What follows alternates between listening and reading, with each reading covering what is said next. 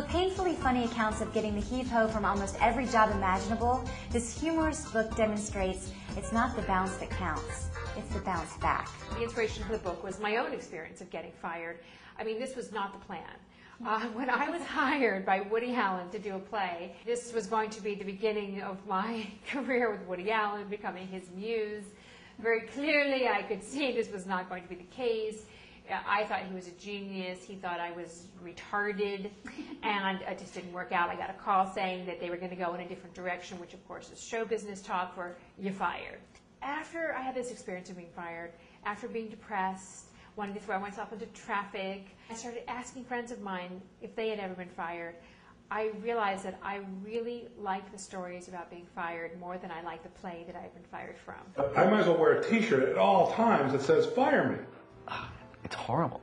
Actually, it's both. The whole word is horrible. I ladled soup. I've been fired from regular jobs, from stand-up jobs, from movies and television. They said, "You're fired. Get out. I don't ever want to see you here again." Can you tell us some positive aspects that one can take from getting axed from a solid job? Well, yes. Now, first of all, I always like to remind people that I am not a therapist. I am an actress, so I've been in a lot of therapy, but I'm not an actual licensed therapist. But as a comedian and a humorist, I feel like what I'm offering to people is humor therapy and perspective. One of the common threads of being fired, whether you're fired by Woody Allen or you're let go from the GM Corporation, is you tend to feel alone. You feel isolated. You feel like you're the only person in the world that's ever been fired. Intellectually, you know that's not true, but that's how it feels at the moment. I tend to think that people in the entertainment industry are sort of like experts in the field of rejection.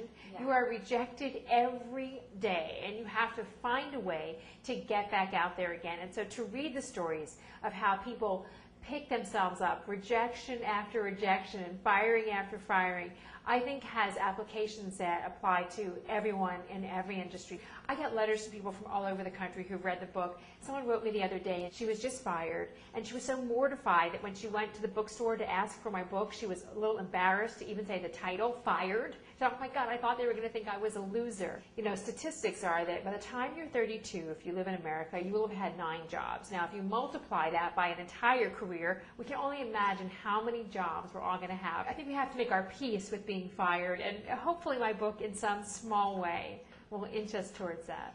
Annabelle Gurwitch captures the intrepid journey of the downtrodden worker in this collection of humorous and humiliating stories of being dismissed. The stories will delight, but they'll also encourage you to pick yourself up by your bootstraps, knowing that not only are you not alone, you're in good company. Lost my job, 5 months of seniority up in smoke. You're more likely to be hit by an asteroid than never get fired in your lifetime.